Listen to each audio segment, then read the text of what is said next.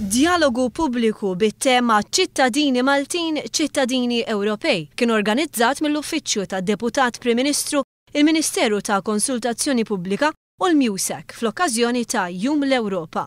Waqt l-indirizza dawk preżenti d-Deputat Prim Ministru Louis Grech, sostna li fost il-prioritajiet li wieħed għandu jikkonsidra l-Presidenza Maltija tal-Kunsill tal-Unjoni Ewropea fl-2017 hemm l-importanza li ċ-ċittadini il-ġlida kontra l-faqar, ir-rikupru ekonomiku, l-immigrazzjoni regolari u r-reġjun tal-Mediterran.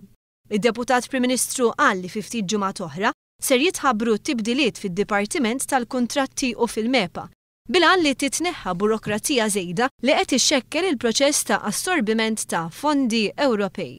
Kompla billi tkellem dwar ir-relazzjoni taċ-ċittadini Ewropej mal-Unjoni Ewropea u qal li din ħżienet meta faqqat il-kriżi ekonomika. Mill-esperjenza tiegħu għal id-Deputat Prim Ministru, iċ-ċittadini ma jafux x'inhuma d-drittijiet tagħhom u jħossu li l-Unjoni Ewropea ma tifhimhomx.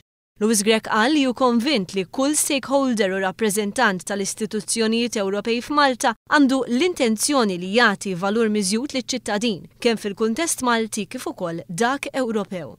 Intant, fl-indirizz tagħha l-Ministru għad-Dialogu Soċjali u Affarijiet tal-Konsumatur u l-Libertajiet Ċivili, Dr. Helena Dalli, qalet li huwa permezz ta' aktar għarfien li ċ-ċittadini jkunu jistgħu jibbenefikaw b'mod sieħ mid-drittijiet u l-opportunitajiet ta' sħubija ta' Malta fl-Unjoni Ewropea. Il-Ministru qalet li ċ-ċittadinanza tagħti numru ta' drittijiet tanġibbli kif ukoll obbligi liċ-ċittadini tal-istati membri mingħajr ma tissostitwixxi ċ-ċittadinanza nazzjonali. Id-dialogu pubbliku kien indirizzat ukoll mis-Segretarju Parlamentari għall-Presidenza Ewropea Dr. Ian Borg. Dan sostna dwar l-importanza li ċ-ċittadini jkunu konxji tal-mod kif qed jintefqu fondi Ewropej u dwar l-importanza li Malta tieqpa timpenja ruħha biex tieqpa tiġi allokata fondi. Fid-diskussjoni ħadu semm il-kap tal-MUSEC Dr. Vanni Xwiereb, il-membri parlamentari Ewropej Joseph Kuxkiri u Roberta Mezzola Tedesco Trickas u Senior Lecturer fl-Istitut tal-Istudji Ewropej tal-Università ta' Malta, Dr. Mark Harwood.